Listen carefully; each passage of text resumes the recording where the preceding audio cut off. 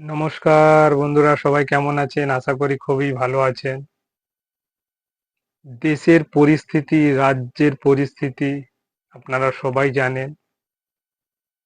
এই যে আরজি কর হসপিটাল নিয়ে যেভাবে দিনের পর দিন আন্দোলন চলছে, সেই আন্দোলন কিন্তু থামছে না, বরং সেই আন্দোলনের শক্তি বেড়ে আরো অনেক দূর পর্যন্ত প্রসারিত হয়ে গেছে। এই আন্দোলন থামার নয়। যতদিন পর্যন্ত তিলোত্তমা সঠিক বিচার না পায়, ততদিন পর্যন্ত কিন্তু আন্দোলন থামার নয়। এই আন্দোলন চলে যাবে। পশ্চিমবঙ্গের কোনো পুলিশ আটকাতে পারবে না।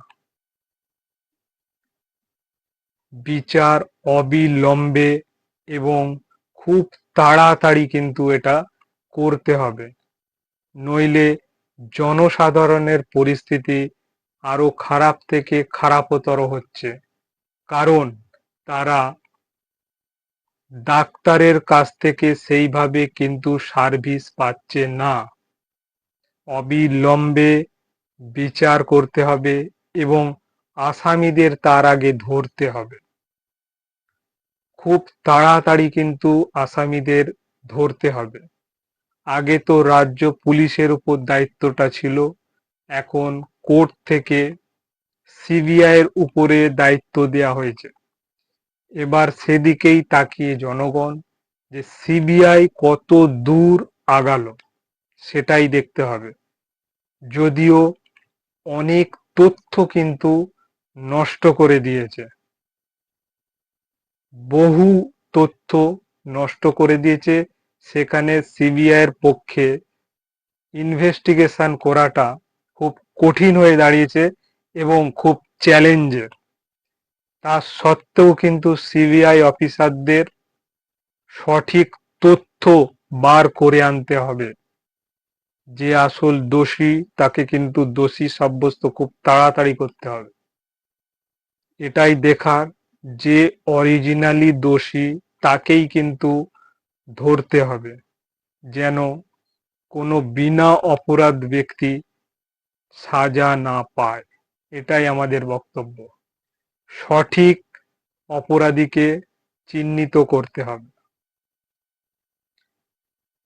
যাই হোক, আজকের মেন যে বক্তব্য সেটা হলো, বুদ্ধিজীবীরা কোথায়?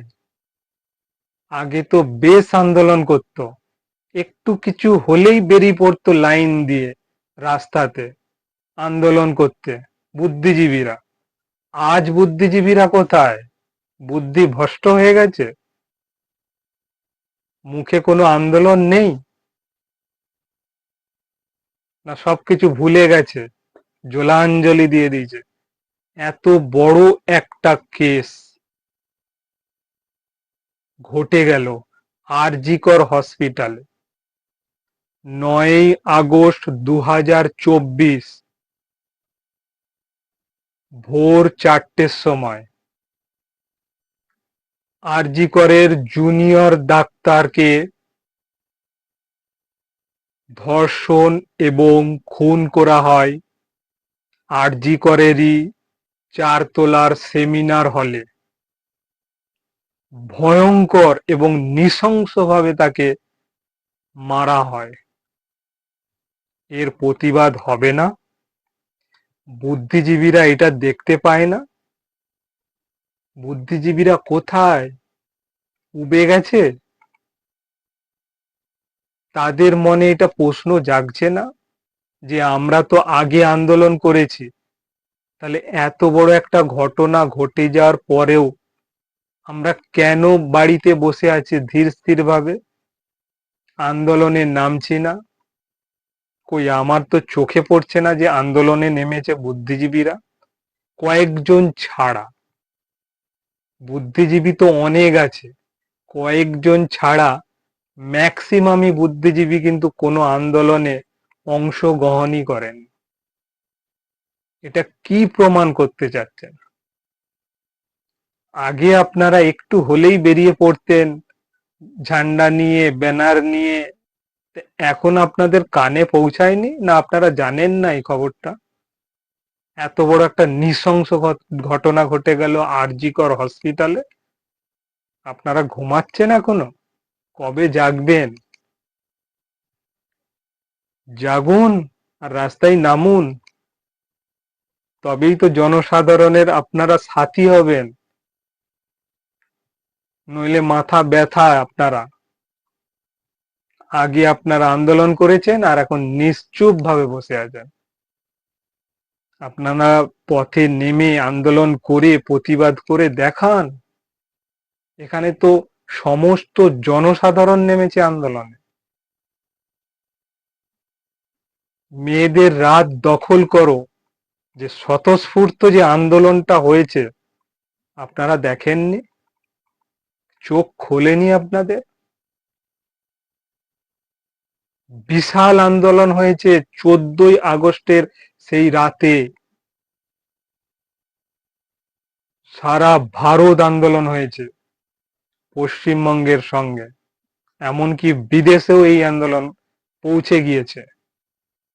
আর আপনারা ঘুমাচ্ছেন এখনো? অবিলম্বে আপনারা আন্দোলনে নামুন রাজ্য সরকারের বিরুদ্ধে। কি করে এটা হলো? কেন সিকিউরিটি নেই? অবিলম্বে প্রত্যেকটা হসপিটালে সিকিউরিটি বাড়ানো দরকার। শুধু হসপিটাল নয়, যত সরকারি অফিস আছে মেয়েদের জন্য আলাদা করে সিকিউরিটির ব্যবস্থা করতে হবে।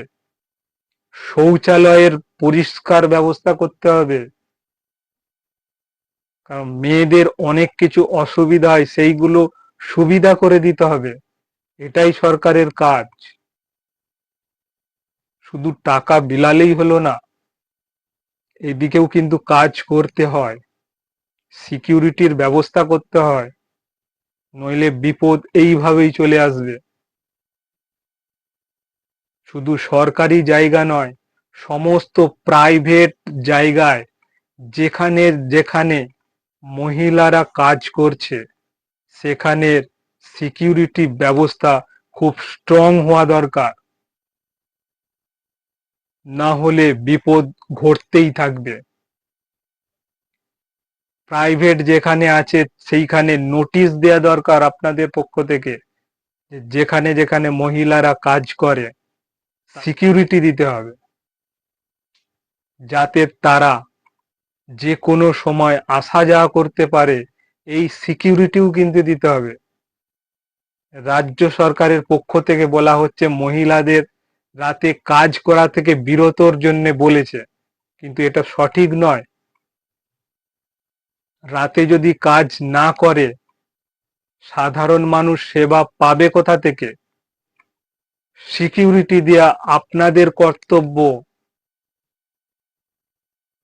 সেই সিকিউরিটি আপনাদের দিতে হবে।